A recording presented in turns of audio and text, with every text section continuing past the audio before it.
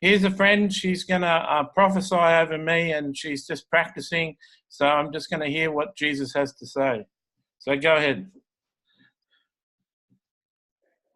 Okay, I see that you have a heart for God, and not only for just to get closer to Him, but I see a lot of people following you, and then I see that you want to reach as many people as you can.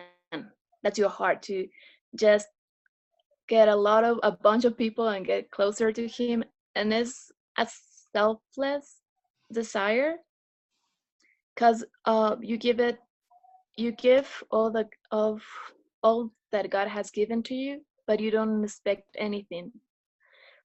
It's like I have seen a lot of people that are looking for money or popularity or just recognition, but you don't want anything of that. You want crowns in heaven.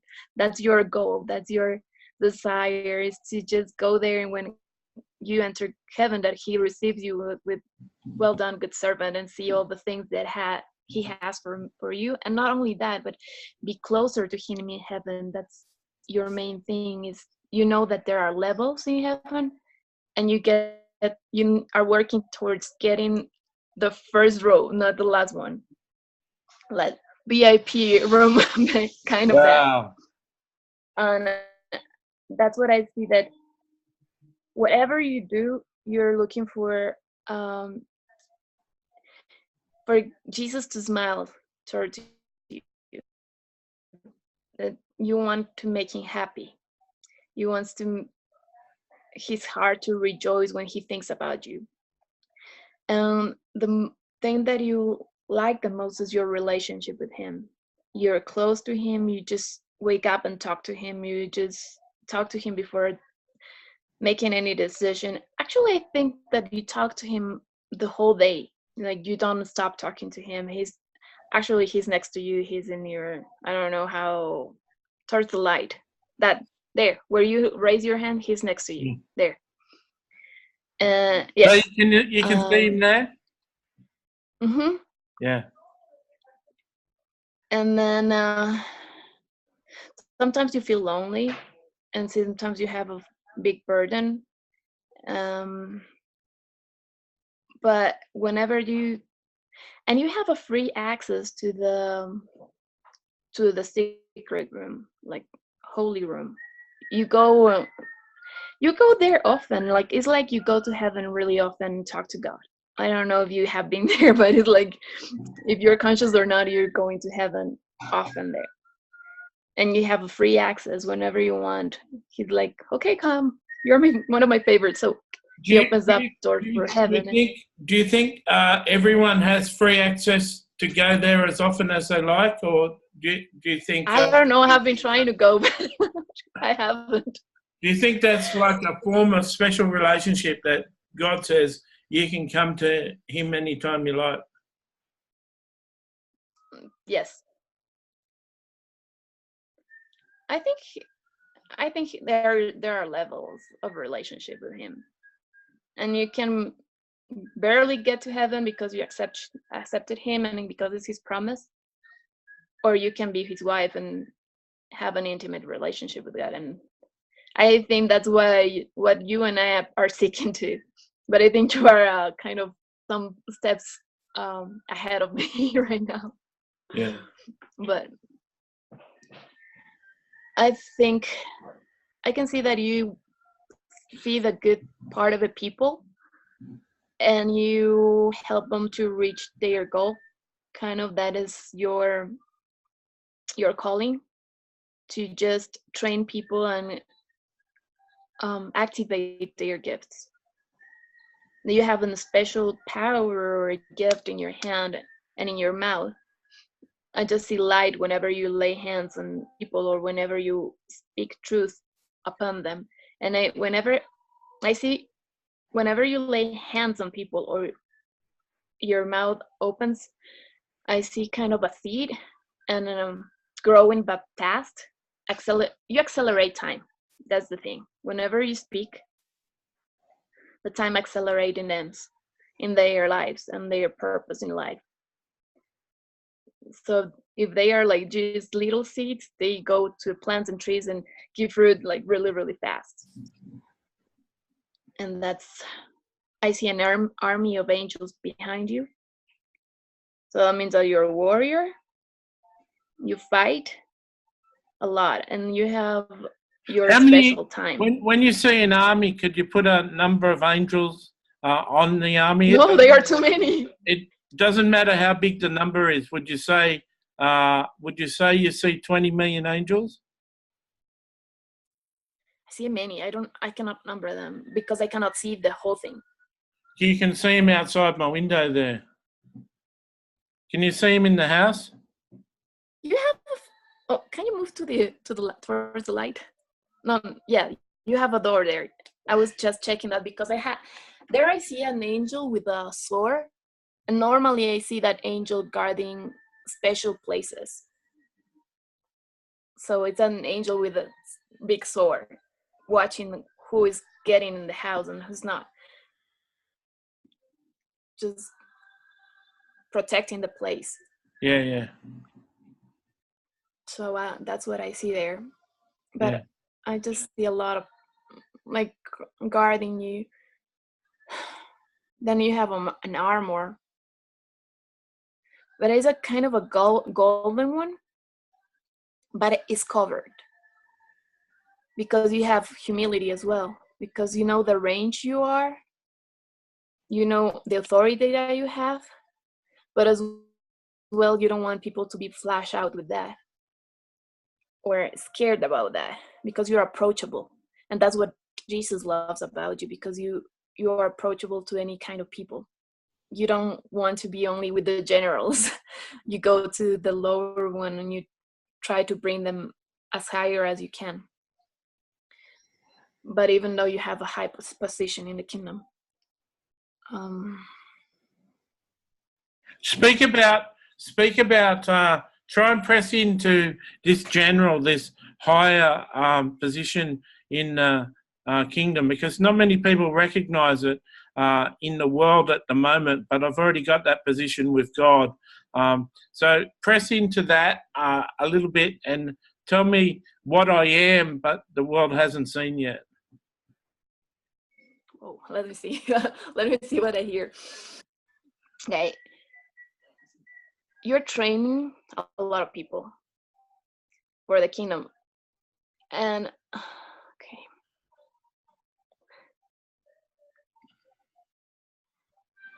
Yeah, I see you like an eagle. And you are stepping on serpents. Sometimes you undercover Jezebel. You know when people is manipulating and when they are fake, and when they try to attack the leaders. You uncover Jezebels in the church, the people who try to attack the leader. So sometimes you protect also the pastors and your leadership, even though you have sometimes a higher position than them or a different one, but you kind of fly high protecting the church. Let me see what else I see. You can recognize demons and they are afraid of you because you know them by name. God reveals you. You can recognize what is moving in one city, not only in the person but in the city. So whenever you go out, you can say, okay, this demon is working in this area. We need kind of a strategic general. God gives you strategies to work. I don't know if he has given that to you, but I can see that you are planning and making kind of maps and spiritual mapping. It's a name, or something like that. Yeah, I'm doing that. But I can see you. I've got an angel with me that's got a lot of authority in Australia, and I'm sort of sending him out on missions every day. Yes, because I see you. Have you seen those movies where there are a lot of soldiers and there's this general drawing and we're gonna attack here and we're gonna attack there and that's what I see you, but not only over Australia. You maybe maybe there's your office, but God has put you over people around the world. And you can, I don't know if you have been working on that, because I don't see a lot of material like maps around that, but you can do that. You can pray over the nations that you are leading. I don't know if you have people from a lot of nations or I'm the only one, but the thing is that, and if they are not there, they are gonna come. I work with the angels over nations. Okay, because you can tell them what's moving in that country and things that God wants to do there through that people, because you have now you have authority over your country because you're from there, and kind of boundaries, and that's kind of your limits in Australia. But God has put you, I see like an octopus, like legs everywhere, where you can just tell them you need to do this and this, and the same authority is going to cover them, and they can operate in their countries following your lead. And that angel communicates as well with the head angels in those countries. I don't know, it's weird what I'm seeing. Yeah. I have never seen that before. But that's kind of, it's weird. You have an angel that is kind of in Australia, but he has another one over him. Like, I hear principality or All right. Yeah. something. Yeah. I don't know. Some weird word that I hear. So he's over here, and he has angels around the world. Yes. So this one communicates, you tell this one, this one tells this one, and this one tells the other ones in the country. Yeah. Something, I don't know if that's right, but it's weird. Right. So there's an angel who's in charge of all the angels in the whole world, and I sort of dispatch work to him. Mm-hmm. Yeah. But he's gonna give you the strategy. Yeah. You just need to communicate with the people in the other countries. Yeah. It's the same spirit. It's like end of the times gathering with eagles, like an eagle company that is gonna be under you, but around the world.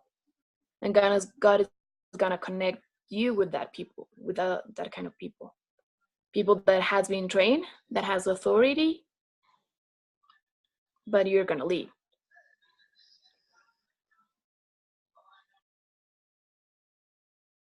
That's big prophecy. Keep going. Talk about my intimacy with Jesus. See, I'm stretching you. I'm stretching you. I know. And you can't get it wrong. Just keep on going. Say whatever Jesus says to say. Thing is that I see things, and I try to give them sense. Yeah. Let me see.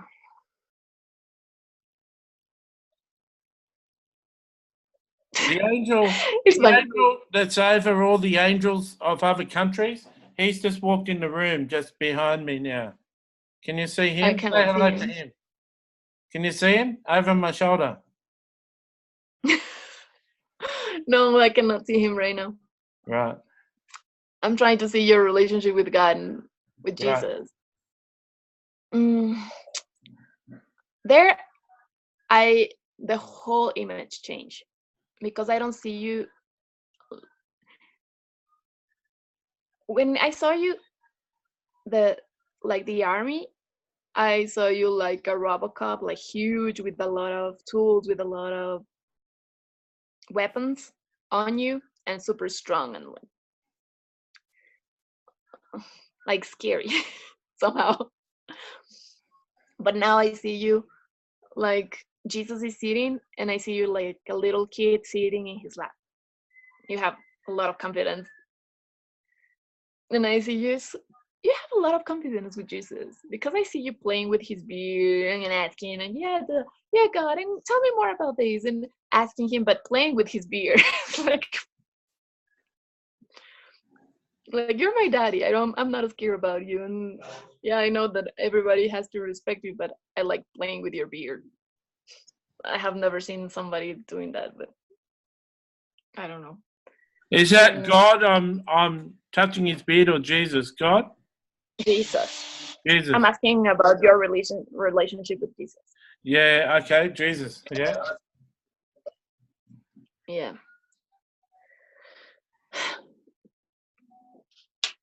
And I see you super relaxed, super confident, and just pouring out your heart because you don't have a lot of people to tell you what's going on in you because you think that a lot of people look up to you and seek answers from you, but you don't have somebody to tell you, hey, I'm struggling with this and I'm struggling with that, and I feel this, I feel that, what about this? Like, make questions and trust. So it's just opening your heart and letting everything flow, because I think that a lot of people come to you with a lot of pain and problems, and your way for not getting crazy is just going up to Jesus, and he's like, okay, that's all the things that I'm carrying, those are yours, those are not mine. So you don't have that heavy thing in your heart, because that sometimes things are really painful, can hurt you as well, but you just go to Jesus and say, hey, this is all I got. And now I see you just crying on his feet. Maybe he's interceding for people. Crying at his feet. Mm-hmm. Yeah, like Mary cried and washed his feet Yes. with the tears. Mm-hmm. But it's not because your things only.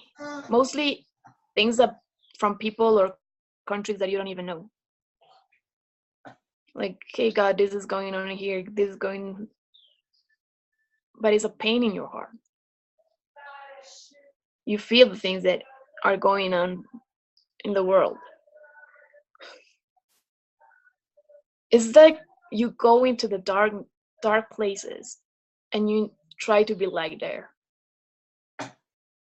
in the spirit, like your spirit is taken to dark places. How you do that? It's a lot of pressure, I can feel that.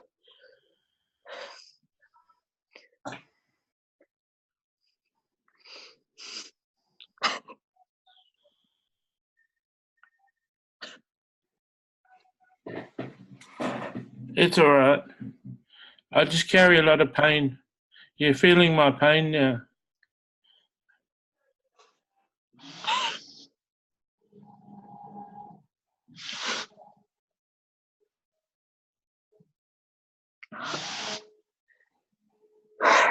But it's not yours, it's everybody's, this world. See, that's scary. I carry a lot of weight on my shoulders. Mhm. Yeah. That's press your heart and press your spirit.